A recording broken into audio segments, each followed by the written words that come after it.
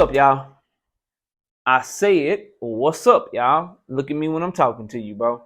Nah, I'm just messing with y'all, man. This your boy Knockout Boxing 86 TV, and we in here. So check this out, y'all. Before I get going on our video, smash the like button, subscribe to the channel if you're new here, share the video, turn on your notifications, and go follow me on Twitter at KOBoxing86TV. If you got a breakdown or a prediction you want me to do, knockoutboxing86 at yahoo.com is my email address. And don't forget about our live shows. We live every Wednesday and Thursday night, 7:30 p.m. Central Time. We're also live every Sunday morning with the Singing OG KQKC Boxing Network, Sunday mornings, 9 a.m. Central Standard Time. But let's go ahead and get it popping. Let's get into today's video. And today, we have to talk about another fight prediction. Terence Bud Crawford versus David Avanesyan for the WBO Welterweight Championship of the World. They're fighting in Omaha, Nebraska. It's a homecoming fight for Terence Crawford. This isn't the fight that we wanted. Obviously, we well documented that we would rather see Terence Crawford versus Errol Spence, but we still got to talk about the fight and do the fight prediction because at the end of the day, we know who Terence Crawford is as a fighter. So he's a southpaw, 5'8", 74-inch reach, fighting out of Omaha, Nebraska, 35 years old, 38 wins, 0 losses, 29 wins by way of knockout. You got David Avanesyan, orthodox fighter, 5'8", 68.5-inch reach, fighting out of Russia, 34 years old, 29 wins, 3 losses, 1 draw with 17 wins by way of knockout, including currently being on a 6-fight knockout streak. This is a Bull Matador matchup, man. This is a Bull in David Avanesyan versus a Matador in Terence Crawford. The Matador just happens to have very good punching power and be one of the best finishers in boxing if he catches you with something that hurts you. This fight is interesting. Like I absolutely don't like the fight. But going and doing the film study, watching David Avanesyan's fights, seeing how he was able to break down Josh Kelly, this is one that could be very interesting. Can Terence Crawford put him on the leash early in the fight? Can he put him on the leash early in the fight, or can David Avanesyan have success early in the fight, breaking the distance with his come forward style and roughing Terence Crawford up a little bit? David Avanesyan, he'll switch stances on you. He's just trying to walk you down behind earmuffs from bell 1 to bell to whenever the fight is over. He's showing very good power. Now, that power has been at the domestic level over there in the UK, but we all seen Terence Crawford be vulnerable down at lightweight with his chin, be vulnerable against Mean Machine with his chin. So it can get interesting if David Avanesyan is able to touch him early to see how Terence Crawford reacts to it. The other thing is the mental game. Terence Crawford's always been one of the more mentally ready and prepared fighters in boxing. But the thing with Terence, man, is he been talking a lot about Earl, bro. He been talking a lot about Earl. His camp been talking a lot about Earl. Every interview he's done, he has not seemed to be focused, at least in interviews and publicly. He is not seen to be focused on David Avanesyan. And if Terence Crawford is not turned all the way on, switched all the way on, David Avanesyan might be able to present some problems for him. David Avanesyan, his weaknesses are lack of head movement. He walking behind your high guard against somebody with the punch placement and the accuracy of Terence Crawford, it could get you really touched up because Terence Crawford is accurate to the body.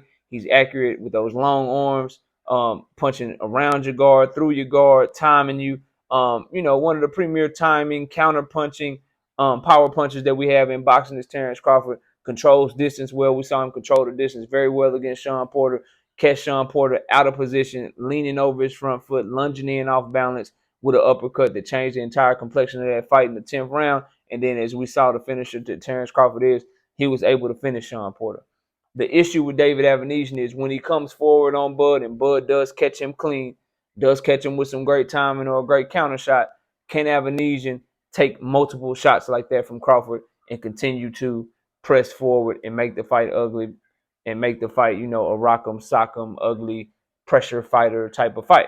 And that's what it's going to come down to because he doesn't have the head movement or the elusiveness to be able to evade Terence Crawford's shots. His guard is not very versatile like you would think of.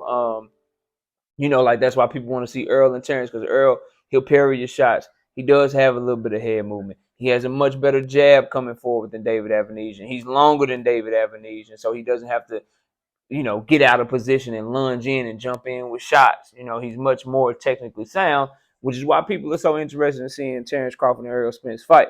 My guess is in this fight, I think David Avanesyan definitely gonna come to fight.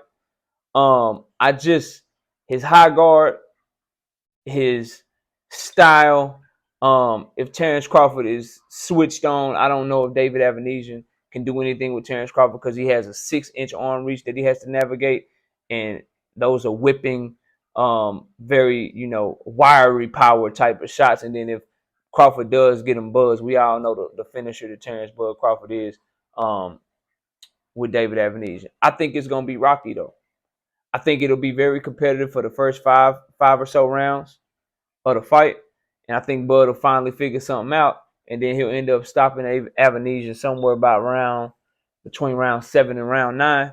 It's kind of what I'm predicting, maybe even round 10. But Avanesyan gonna come in and go for it. The key is, while Crawford is doing his thing that he love to do, that downloading data and shit, you know what I'm saying? That maybe giving away a couple of rounds to figure it out. Will David Avanesyan go in there and not give him no room to breathe while he doing that? If David Avanesyan goes in there and is all over Terence Crawford like white on rice, then the fight can get very interesting. But I'm gonna say that Terence Crawford's gonna pull it out. He's gonna be able to kind of put him on the leash early, kind of walk him around the ring early in the fight, get rid of some of that aggression by stabbing down to the body, keeping him up off of him, and then as he starts stabbing him to the body and countering him and throwing that jab up top using his length, David Avanesyan, as he becomes more apprehensive and not aggressive later on in the fight to just come in, that's when you'll see Terence Crawford turn up on him, maybe get on the front foot and try to get him up out of there. And I'm going to say Bud's going to get him out of there by between round 7 and round 10. I wouldn't be shocked if it's a difficult fight, though. I wouldn't be shocked because I don't know where Bud's mental is. It's been a lot of talk about Earl coming from that camp, bro. Been a lot of talk about Earl. There's been a lot of focus on the fight that's not in front of them and the fight that didn't happen, and not so much focus on Avanesyan. I haven't really heard Bud talk extensively about David Avanesyan or Bomac talk at all until this week, bro. Like, Bud just started talking about Avanesyan this fight week, in my opinion. And then Bomac, when he was just interviewed, he talked about Avanesyan, but he talked about Earl more than he talked about Avanesyan, bro. So I just don't know where the focus is at in that camp. And the only way I got Avanesyan winning this fight, bro, is if Terence Crawford is not focused. If he comes in lackadaisical and he doesn't take this dude serious. If he's on his P's and Q's, if he takes him serious, if he's himself, he'll win this fight. And I'm going to anticipate that he is himself, that he is on his P's and Q's, that he understands what's in front of him, and that he takes care of business and gets this guy out of there somewhere between round 7 and round 9. That's my pick. Let me know what y'all picking. Comment down below. Smash the like. Subscribe to the channel. Share the video. Turn on your notifications. Follow me on Twitter at KOBoxing86TV. For breakdowns and predictions, hit my email at knockoutboxing86@yahoo.com. I appreciate everybody watching. Enjoy the rest of your day. And with that, we up out of here. Peace out, y'all.